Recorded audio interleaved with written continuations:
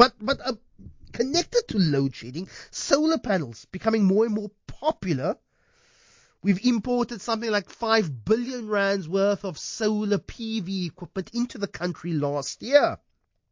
But it's now becoming quite vulnerable to theft, as they're out in plain sight and sometimes quite accessible too. Rodney Taylor is the managing director of Guardian Eye. I don't know, and I don't think that police crime statistics will have a particular column at their next quarterly crime statistics as to how many solar panels have been stolen. I have heard it anecdotally, but from a more nuanced view, this is now becoming a crime trend. Rodney, good morning. Hi, good morning, Lester.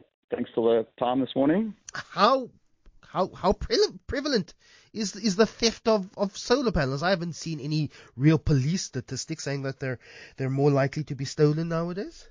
Yeah, unfortunately, the statistics aren't out yet, but it's obviously becoming more and more of a relevant problem with the insurance industry.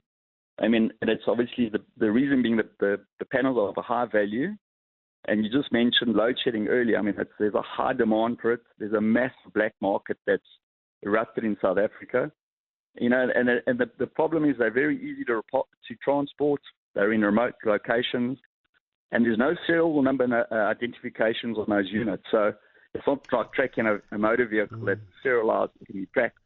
So it's ripe at the moment in the black market. I don't have the ready capital to have any solar PV installed, so I don't know anywhere on how they're fastened or how they are attached or affixed. But how are they typically fastened? And is it as simple as taking a screwdriver or a spanner to unlock and simply safely lower it down from your roof and walk away with it?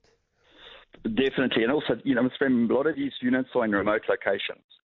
So it's literally, you don't need to be an expert. And even if they do damage the panels, you know, like anything, they'll get away with the bulk of it. Unfortunately, there's no tamper-resistant bolts or electrical wires connected to the units, as it increases the cost. So most sites out there are pretty much open and ready to be taken. And this, I don't know, we've already spoken in depth about the impact of load shedding on insurance, but I wonder if insurance companies are providing some extra cover at an additional cost to safeguard solar panels, which is on the outside of your house, easily accessible, and as you say, pretty easy to remove. Do you perhaps know? Easy pickings, yes. Well, that's one of the strategic articles that will be coming out next month. Two tier one insurance companies in South Africa have selected Guardian as their preferred partner, and we're actually going to market with an entire bundle, which includes free insurance at your property if you're utilizing the Guardian policy and subscription. So how do you then safeguard? How does one protect your solar panels? We must say that you are part of a company that offers security, particularly offering products around solar panels. So how does one protect? How does technology work in order to give you an early warning signal, or even simply just prevent someone from walking off with a solar panel? Yeah, 100% less. I mean, the big buzz around at the moment is AI. I mean, it's on everybody's lips when we talk about chat GPT. You know, it's the buzz of the town at the moment, and Guardian has invested large amounts of development time. So it's our own internal IP that we've created an analytical platform that can monitor any asset. So in the past, we would monitor more high value critical assets, you know, in manufacturing, mining, and agri. But the solar panels now is obviously now becoming more and more prevalent for us to monitor and secure. Whereby we've got intelligent sensors, so it will detect tamper, it will also detect movement, it will also detect even a change in temperature, it will detect vibrations, it will detect that the unit's actually been moved off a roof, so it's got geolocation. And we've also got tiny cameras which are connected to our nerve sensor, which is run 24/7 with analytical software running across our cameras that will eliminate birds, cats, hardy-dog baboons, vermin monkeys, any form of wildlife, to prevent any false alerts that when that alert comes through to our 24/7 call center, we can physically see what's happening, number one.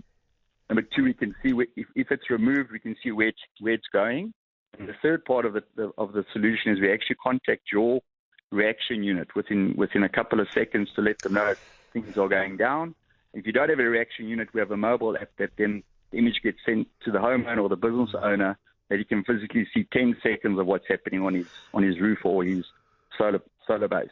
Rodney, when we talk about the growing illicit economy, the black market sale of solar panels, is it simply people who would remove it from your roof, take it to a scrapyard, or are there syndicates of people? We're not going to import. We can just simply take from people's roofs and we'll sell it and we'll say we'll install it as well. Is that the current modus operandi, or is it something a bit more broad? Two modus operandi at the moment. Number one, there's valuable items in copper and inverters and battery. Lithium ion, as well as glass and copper are obviously valuable commodities. So there's a market there just to strip and remove and sell commodities in the black market. But there's also the incidents where the units are resold with people not even realizing that it's stolen goods. Because it's unfortunately not serialized and tracked, you would actually not know. Rodney Taylor, Managing Director of Guardian. I don't know anyone.